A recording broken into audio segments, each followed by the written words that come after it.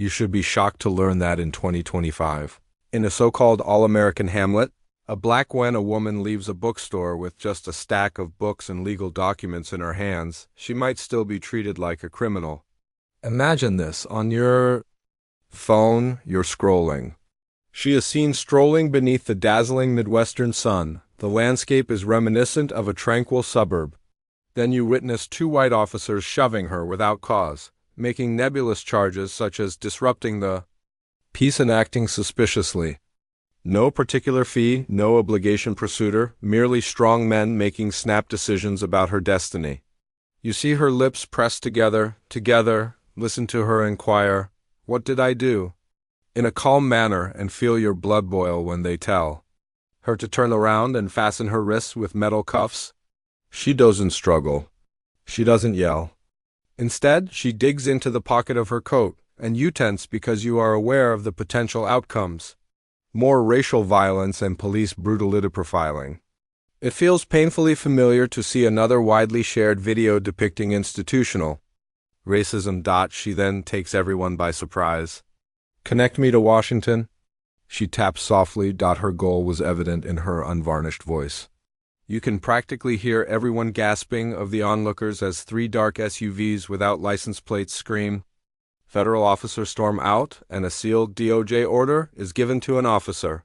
"Get down," Shessa passes you in rank. You understand all of a sudden that this is more than just viral material. It's polite rights in operation. It's a master class in using the system that is meant to protect us all to gain power. It also smacks in your face. Without that call, how many others have been silenced? What number of calls for justice were silenced prior to them becoming subject to federal oversight? For clicks, this is not a drama.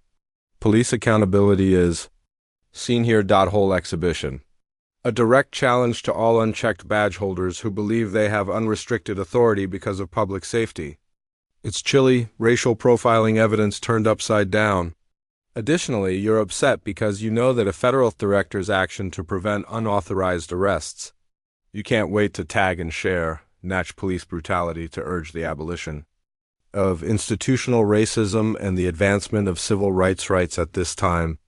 Because if this egregious abuse of power doesn't make you angry, consider whose freedom you would endanger the next step.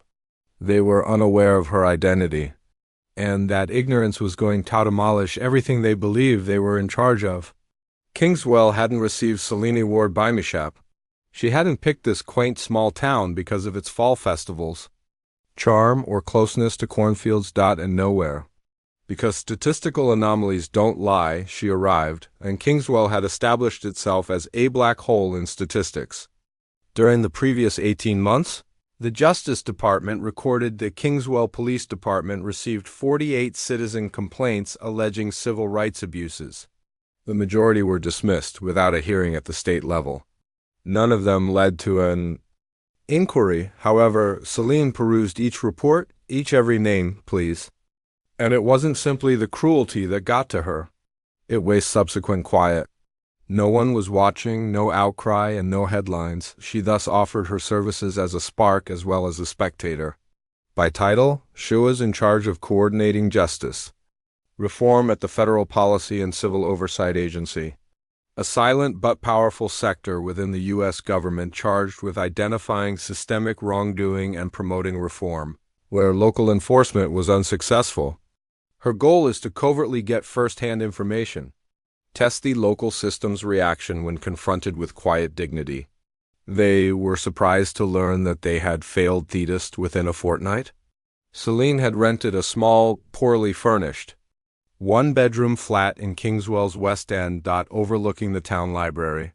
She was driving a mid-range second-hand automobile, not noticeable.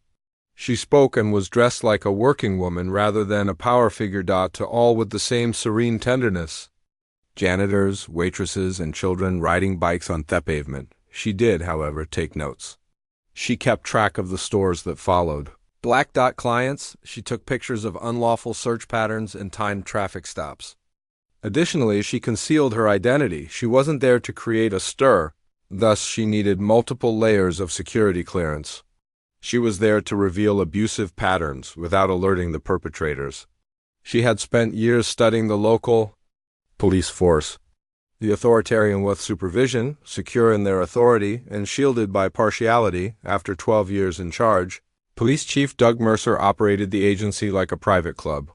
His white cops, who were primarily hired through internal networks, were notorious for creating disturbance citations for ambiguous actions such as non-compliance, attitude, or loitering, which all Black and Latino inhabitants were disproportionately targeted. Mercer had previously declared in public, "We know who we don't need DC telling us how to run Kingswell.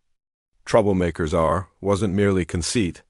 It was unbridled institutionalized power." Connie Pelham, the mayor of the town, did not step in.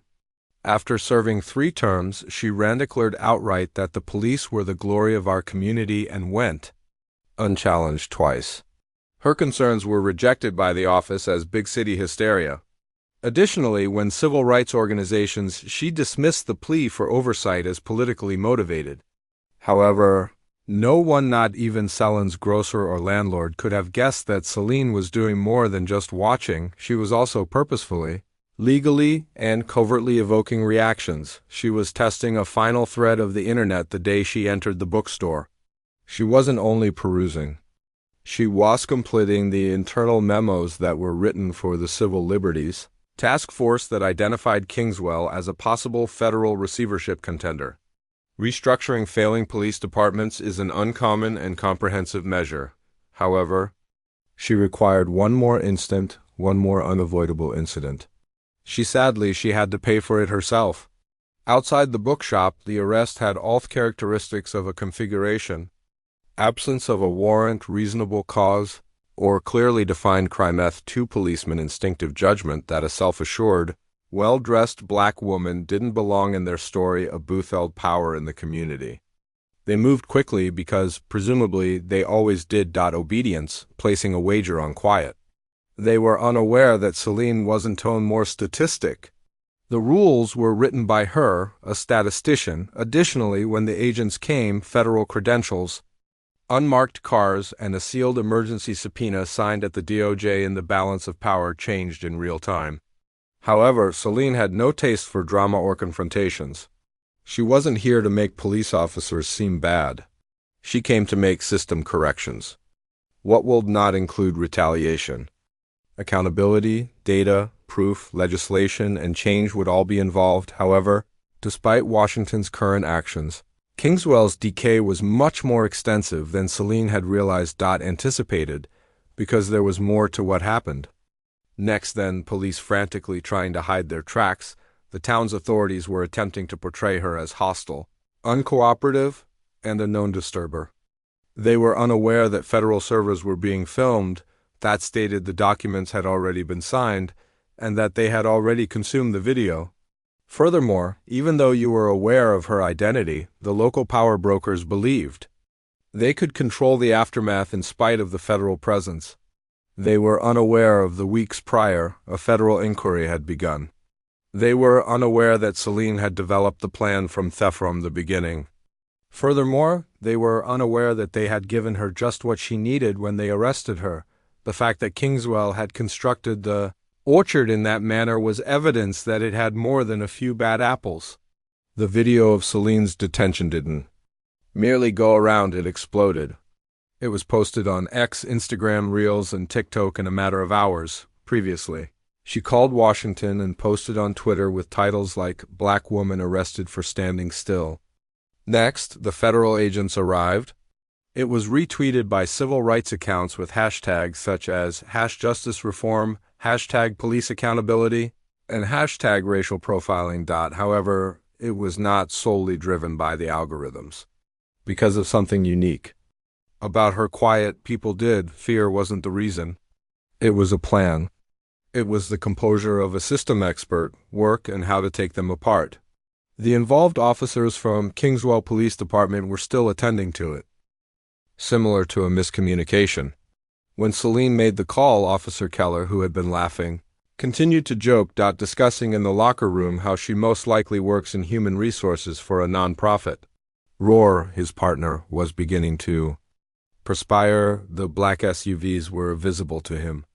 One federal agent's gaze on Selene had caught his attention. In contrast to a victim, co-worker, he said, "We're good, right?" To Keller. Keller gave a shrug. "It will blow dot over. They always do." He was mistaken.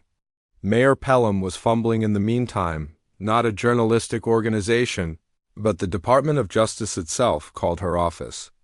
They weren't asking for assistance. They were alerting her to the impending federal audit of the internal affairs of Kingswell Police Department. Documents, employee files, grievance reports, and archives of body cameras. An encrypted access URL to a database that was already filled with evidence was included in the email. A name was attached that she'd never seen before. Director of the DOJ Oversight Division, Selene Ward. Her heart fell. It wasn't a news article. The federal government intervened, and it had started before she even realized it. Selene, meantime, purposefully kept quiet and stayed off camera. She was aware of the cycle. Outrage was followed by conjecture, and finally the weaponization off story. Public exposure had never been part of her agenda. She had no desire to become a symbol that went global. She'd desire adulteration in structure. But she had to change course. Now that her identity was known, she worked remotely to coordinate with her DC staff, allowing an embedded supervision task force to be deployed. It was an expedited type of intervention, infrequently employed and limited to departments exhibiting systemic infractions of the Constitution. The threshold was now reached by Kingswell. The arrest provided legal justification, a due process, and the refusal to press charges, violation. The use of force in a nonviolent conflict, a civil rights breach, followed by the record's non-release, following a government request. Grounds for receivership by the federal government. However, legality wasn't the only consideration. It has to do with visibility. Selene Stasha, a 26-year-old data scientist and junior analyst, created a heat map illustrating how arrest rates increased 74% in Kingswell when black people entered specific downtown areas. And further analysts found that over 50% of 91% of those who were freed without being charged were under 25 years old. Fees. Provocational stops, Selene stated out loud as she read the synopsis. Theresh was aware that they were monitoring presence rather than crimes when she said, "phishing." She was also aware that unless someone from inside disturbed the patterns, they would continue. Selene's field team consisted of a constitutional legal advisor, a tech auditor, and a reader federal marshals who were all taught to not only spot wrongdoing but also unquestionable legal records. Looking over her field notes, Selene a dead last entry. Personal civil detention, incident ID number 11 sentiment, illegal grounds, verified interference, recorded it, shut down the device, and breathed. The system choked this time. Having consumed so many before her. She was aware that Kingswell would fight back. But she wasn't gullible. In a news conference 24 hours after the federal team arrived, Mayor Pelham stated that Selene had been refused. To identify herself was obstructive and had made things worse. By inciting dread with profanity. It was broadcast on the local broadcaster with prejudice. Images of Selene's arrest, cropped closely, in grayscale with no context. A waitress halted. As Selene watched it play from the corner of a diner booth. Mid-pour. "You mean that?" she muttered. Seleneth woman continued, "Just know, not all of us are with them." Without responding, the slander effort didn't end there, though, as leaked emails from the mayor's lines like, "We need to control the narrative before the feds rewrite it for us," were included in the message to the police chief. Us, take the initiative. Present her as unstable. They were unaware that Selene already possessed copies of thousands. One of their own had already switched, according to emails. A young intern and Thea biracial student from the nearby college named Jordan Miles had been secretly recording all internal documents for the mayor's office. Correspondence. Since the day Selene was taken into custody, Jordan had witnessed the fear, overheard the intimate discussions, and acknowledged the cover-up trend. "They're not trying to fix this," he stated in a private message to the oversight team.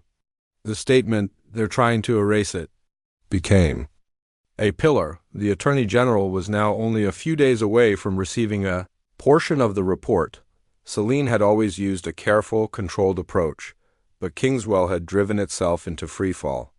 They had also revealed a system by attempting to degrade a lady they considered disposable. The illusion of decent cops had been destroyed, and the hush had been broken to pretend any longer of leadership had broken down, and more fragments of the town's shady past were being revealed by the hour, catalogued as federal evidence. Selene didn't rejoice because she was aware that for every instance like this, justice was never served in 100 more. Not today, not in this place, not now. Arrested, beaten, forgotten. The issue with silence-based dominance is that it may be overthrown by a single, distinct voice, and in Kingswell, the voice had just been magnified by live video, a federal subpoena, and a barrage of unquestionable evidence. The town was collapsing, and the authorities were in a panic. A second contingent of federal officers arrived the morning, following the airing of the mayor's attempt to discredit Selene. This time they weren't merely auditing files. They had sealed court orders, permission to seize data on site, complete access to archives of body cameras, and most significantly, the power to question officers while they are on oath. Was exposure rather than review. The Kingswell Police Department, once so sophisticated in its insulation, it was surrounded by antiquated systems, a lobby packed of reporters, frozen laptops, and the officers who used to stand out in uniform now muttered in break rooms. Although the appearance of authority had crumbled, the decisive moment arrived subtly, via a line of code. Marcus Shaw, one of Selene's IT auditors, had discovered a hidden folder deep under the servers of Kingswell Police Department. It included items, images, and notes on a secret spreadsheet of individuals who have been flagged for frequent recents in downtown areas. It was racial profiling, not criminal tracking. During the closed-door session for the oversight team, Selene read aloud the notes. Subject: Jerome Ellis, observed lingering close to a coffee shop. Observe the hoodie and the reluctant demeanor. Subject: Ava Martinez drives too slowly close to the school zone. Another entry. The room fell silent as the note, suspected of having an illegal status, was no longer an example of biased police, which involved the systematic, illegal surveillance of minorities, followed by the J-team had retrieved dozens of hours of body camera film, the most of which were they discovered a camera after tedious traffic stops, noise complaints, and lost dogs. Public interference file number 262 depicted a black adolescent, possibly 16 years old, making his way home with he was stopped, forced against a wall, and frisked without giving a reason while wearing headphones. When he inquired as to why, when the teenager inquired, "Matched who?" the officer said, "You matched someone." The Selene had seen numerous hours of tape like this throughout her work, but witnessing it made the cop say, "Watch your tone." It struck differently coming from Kingswell, knowing that this community was still acting as though nothing was wrong.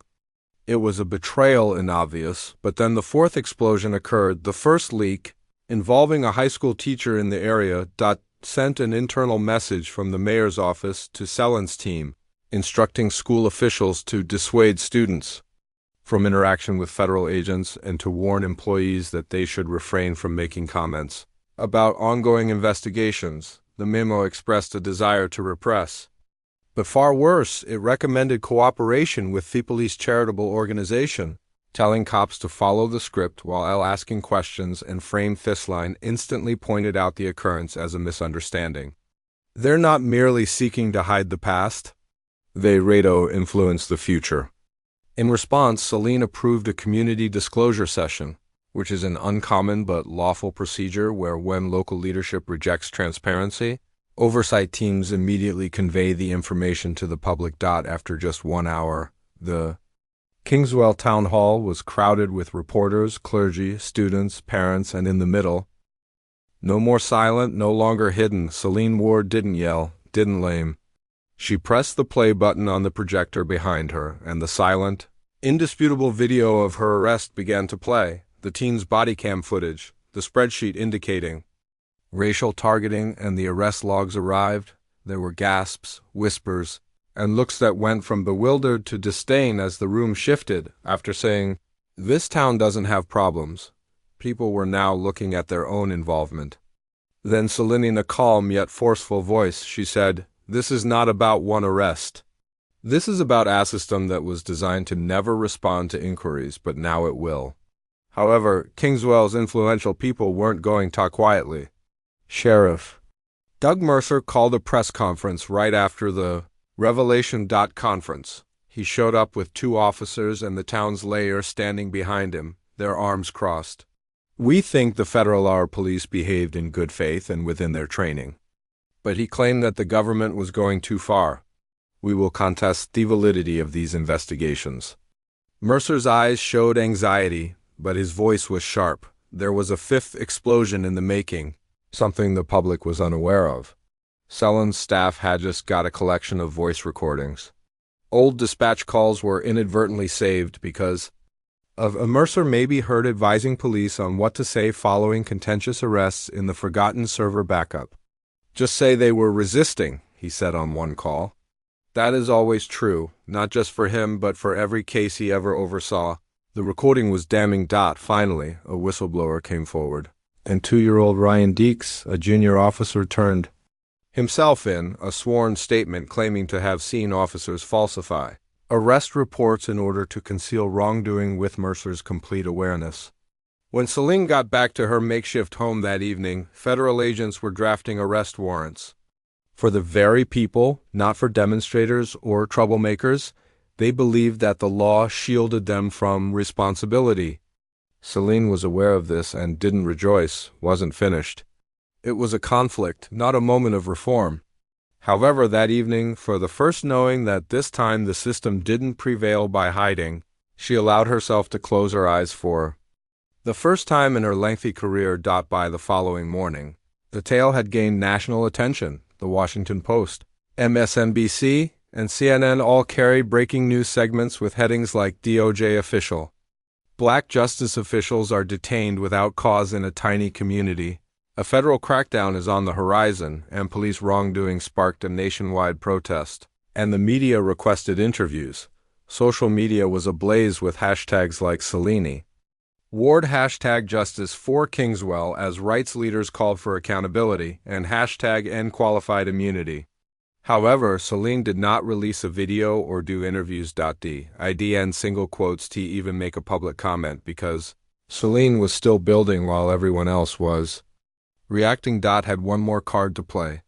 Her team filed a formal move to trigger Title 242 that afternoon, aiding the federal law that permits officers who violate civil rights to be prosecuted under color of law was uncommon, grave, and precisely what Kingswell dreaded most, because in contrast to disciplinary hearings or internal assessments, a Section 242 charge comes with jail time, actual punishment for actual offenses. Selene met with federal forensic auditors, who are professionals in tracking down wrongdoing.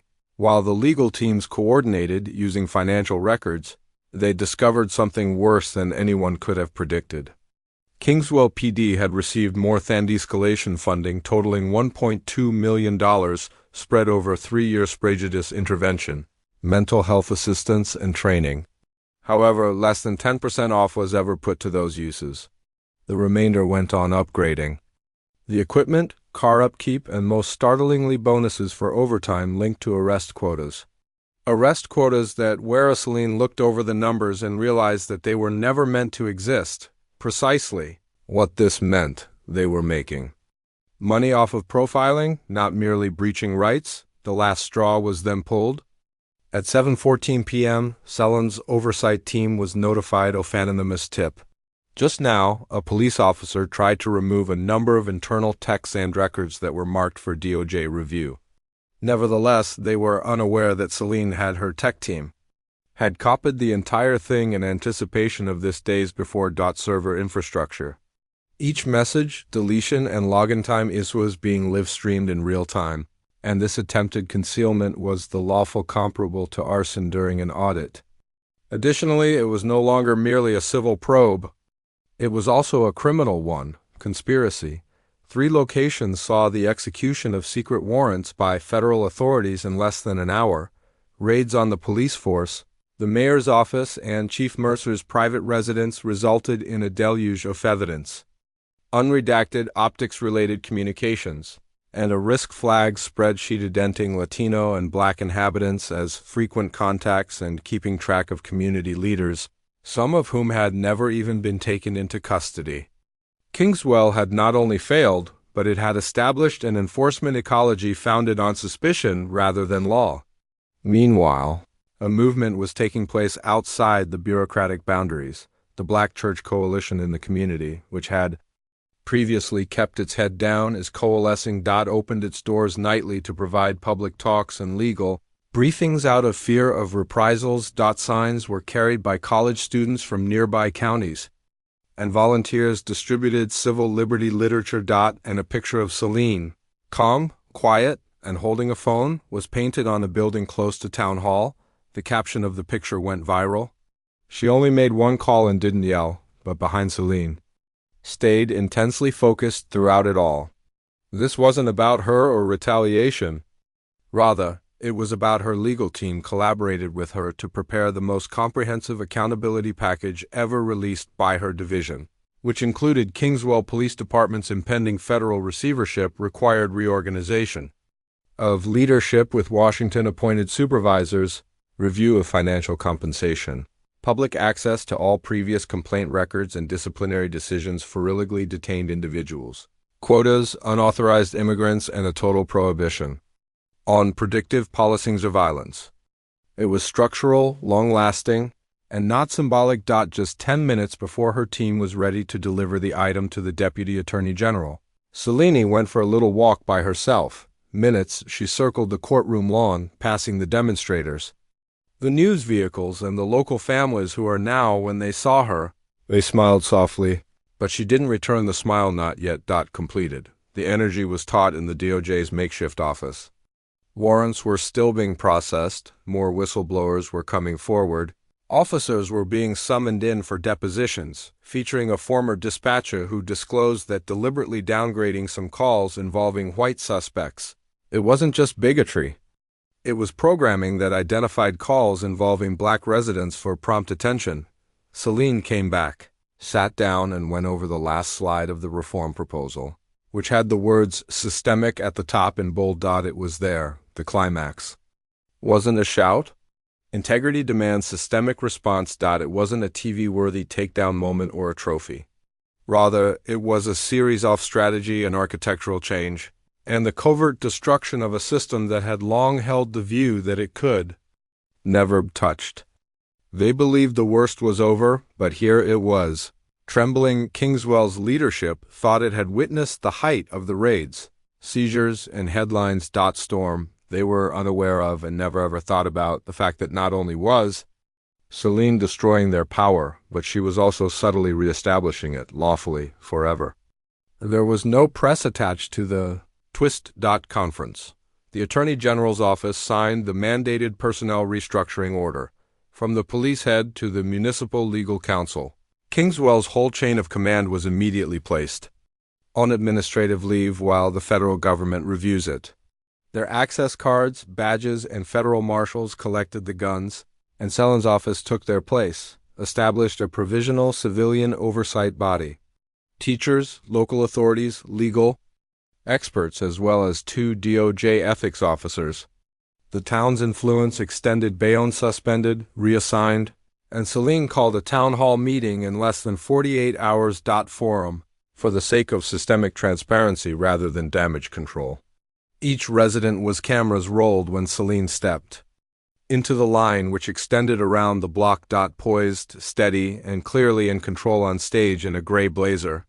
She didn't provide a speech, presenting data, graphs, video, and direct statements from the officers. She dismantled it like a lesson, exposing authorities in civil rights law who had been hiding behind closed doors for years. Layer by layer, she disregarded due process violations and equal protection requirements. She called for awareness and applause before dropping the news. In addition to declaring that Kingswell will be under federal receivership for the whole calendar year, Selene Alcipalis, housing permits, school disciplinary actions, and monitoring of the city's whole civil machinery. Regulations, access to public health, and even traffic court processes where power had previously grown unfettered, would now be examined, restored, observed. Selene would use Kingswell as a model, a case study, and oversee everything. The town hall exploded, with some people gasping and others cheering. A few elderly no. One could dispute the fact that guard officials stormed out. This was history in motion. Not due to noise, but rather to the fact that someone made a deep, long-lasting, federally enforceable change. Selene's legal team worked behind the scenes, was already developing procedures for civil restitution. A public-facing website was established where locals might anonymously disclose previous wrongdoing. Patterns were verified, settlements were examined, and cases were reopened. A young black woman who had been detained 3 times for unruly behavior stated in her entry, "They said I didn't belong on Main Street. 2 blocks away I resided." Another man shared his story of being accused of appearing suspicious after being stopped over 12 times in 2 years, citations from the stops, all of which were now included in the official federal Selene's data. Team was transforming this local reckoning into a national one in the meantime. Dialogue. They developed a digital dashboard and a tracker that is visible to the public, displaying the community trust indexes, complaints filed, police turnover, and real-time reform measures for Kingswell training results. Citable by civil rights organizations, it became a model for transparency and justice reform. Thought tanks, reported by The Atlantic, and even brought up at a meeting of the Senate Judiciary Committee. However, the response was personal as well as administrative. And a week after the restructure started, Jordan Miles, the intern who had leaked internal emails from the company, wrote Selene a handwritten letter. "I didn't know if speaking up would matter, but then I saw you stand there unshaken." He wrote in the mayor's office. Discovered that it had already. Selene put the letter in a file, folded it, and declared it proof of impact, as the judicial system is based on facts. The ethical burden of justice rests on individuals, and common voices declined to be disregarded. However, the system wasn't silent. In a few days, the Kingswell fraternal, according to a federal motion filed by order of police, the DOJ had overreached. That local autonomy was compromised by the restructuring. News analysts argued. Conservative Discourse one host mockingly said, "Since when does a show portray Selene as a rogue bureaucrat? Can a single phone call destroy a whole town?" However, legal experts retorted Selene did not reply to the statement, since it was lawful, since it was earned, since the system failed to police itself. The commotion. She answered with documentation, proof, and compliance reports at every stage. Recorded every action within constitutional limits. Her quiet was a calculated tactic, not a sign of weakness, and it was precedent now. Then, just as it appeared that Kingswell would settle into reform, a turn of events that no one could predict anticipated. Selene's team discreetly initiated a parallel probe into similar misbehavior. Patterns were found in 3 more communities that used the same federal cash streams, counties throughout the state. The same demographic targeting, training programs, same budgetary diversions for equipment. Kingswell was a prototype, not an anomaly. Selene changed the mission. The reform would start in Kingswell, not finish there. Selene had the statistics, the momentum, and most critically, the legislation, so she didn't wait for approval to grow. On her side, what started out as a local inquiry turned into a multi-county one. Project Crossline is a covert federal initiative. Her agency sent an oversight liaison to 3 additional communities that displayed similar patterns of conduct within a few days. Ambiguous reasons for arrest, differences in demographics, irregularities in the budget, and suppression of complaints. They had all been funded by the federal government. It turned out that Kingswell wasn't a bad apple. Rather, it was a part of a nurtured of impunity. Selene shared the results with clinical experts at a private Doge conference. Accuracy, voice recordings, asset audits, heat maps, and a comparative case research describing the systematic acceptance of illegal enforcement. "You're not just investigating, you're mapping the infection," said one official. "Exactly, and now we cut it out," Selene said without flinching. Returning to Kingswell, there was still noise. In a statement, A new public relations agency that the town's ousted leadership had hired called the Federal observing an antagonistic occupation and charging Selene with scheming for political advantage.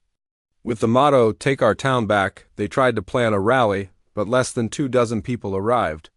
Hundreds crowded the community hall across the street to listen to Selene's remarks regarding launch of the Transparent Use of Force Review panel and the first civilian complaint mediation board in Kingswell. The cameras weren't playing to Selene.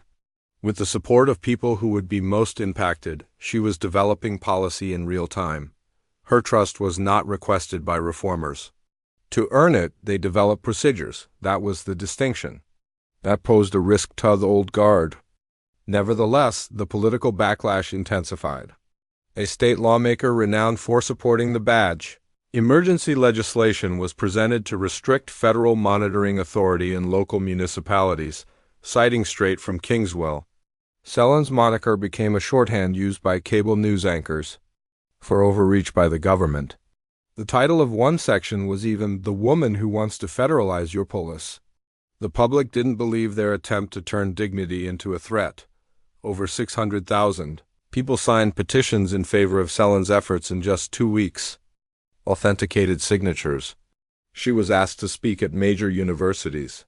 Civil liberties organizations started asking to replicate her reform methodology. The National Civilian Association, her data dashboard template was formally accepted by oversight. Her influence was non-existent, longer theoretical. It spread easily. As all of this was going on, the digest results of an internal probe of Kingswell's financial mismanagement of government monies being embezzled, fraud, and false reporting. 3 previous officials, including the now disgraced police chief Mercer, had arrest warrants issued for them. His lowered head and face replaced Selene's previously cropped and militarized mug picture. Hollow. Selene didn't gloat, though. She took a step forward.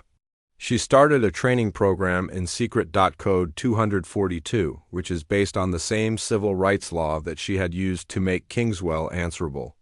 Local law enforcement was to be trained in lawful engagement, procedural fairness, and moral application of authority. The catch was that attendance was required.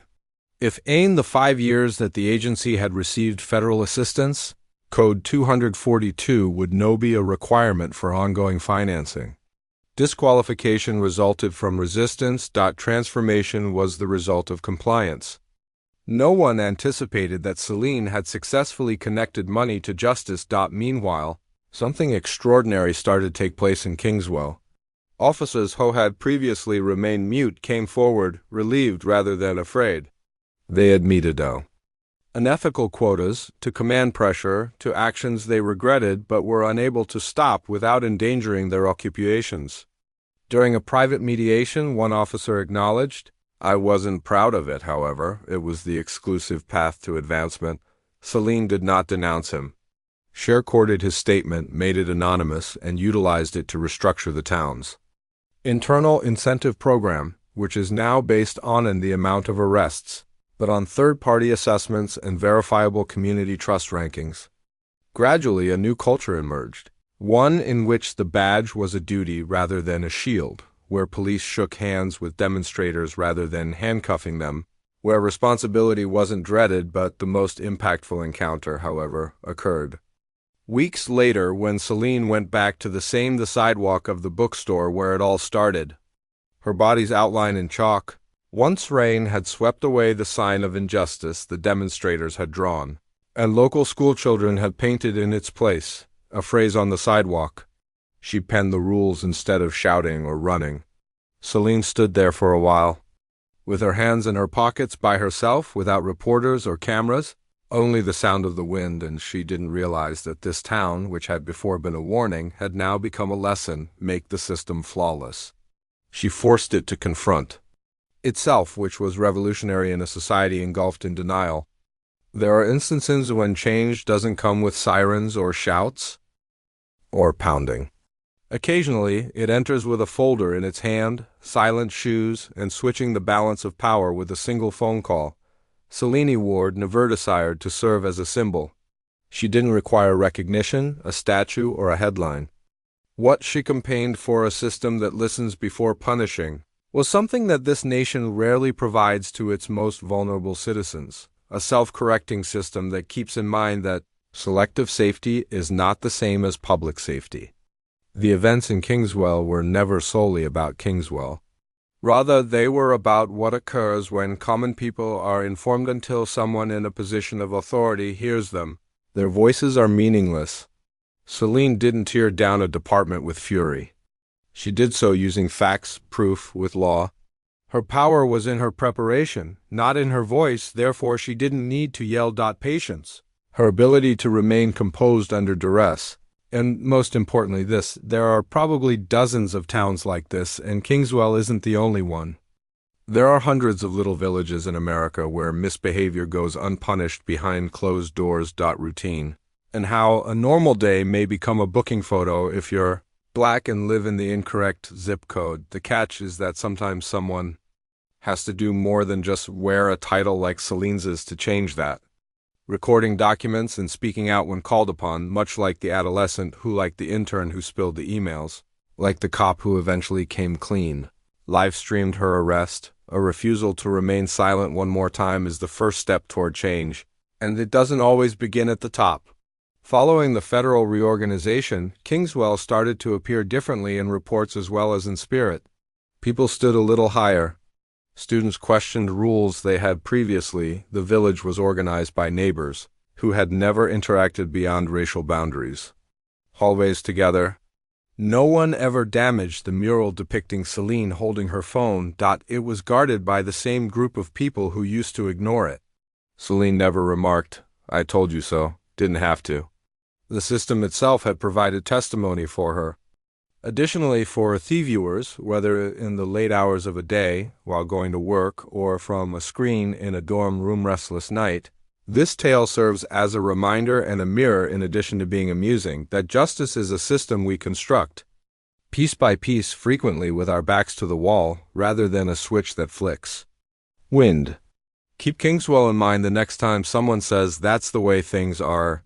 Remember that one quiet voice in the room, the one who raised the bar. Without raising her voice, even the oldest walls can be shaken at the opportune moment, supported by preparedness and the truth.